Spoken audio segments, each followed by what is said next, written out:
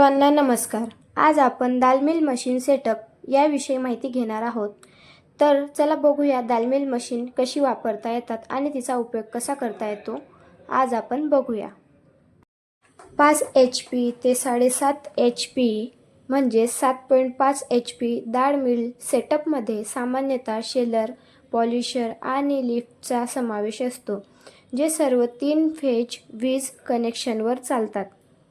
ही यंत्रे विविध प्रकारच्या डाळींवर प्रक्रिया करण्यासाठी डिझाइन केली जाते व विशिष्ट मॉडेल आणि कॉन्फिगरेशननुसार 350 किलो तास ते 1000 किलो तासपर्यंतची क्षमता हाताळू शकतात.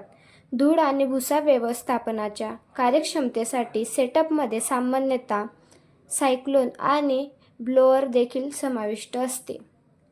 चला तर मग आता आपण बघूया दाल मिल मशीनचे प्रमुख घटक म्हणजेच दाल मिल मशीनचे सेटअप. पहिले आहे शेलर. हा घटक डाळींपासून बाहेरील साल काढून टाकतो, म्हणजेच डाळींचे साल काढायला आपल्याला मदत करतो. दुसरे आहे पॉलिशर. हे मशीन स्प्लिट पल्सना गुळगुळीत करते आणि पॉलिश करते, जेणेकरून त्यांचे स्वरूप सुधारते, म्हणजेच डाळीचे स्वरूप सुधारते. तिसरे आहे लिफ्ट. दळण्याच्या प्रक्रियेत वेगवेगळ्या टप्प्यांमध्ये डाळी वाहून नेण्यासाठी लिफ्टचा वापर केला जातो.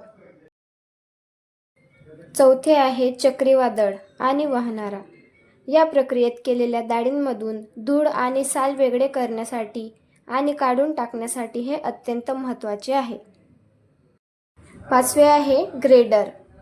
काही सेटअपमध्ये डाळी वेगवेगळ्या आकाराच्या ग्रेडमध्ये विभाजित करण्यासाठी ग्रेडरचा समावेश असू शकतो.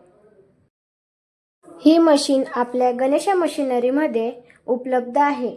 अधिक माहिती जाणून घेण्यासाठी दिलेल्या नंबरवर संपर्क करा आणि गणेशा मशिनरीला व्हिजिट करायला विसरू नका. धन्यवाद.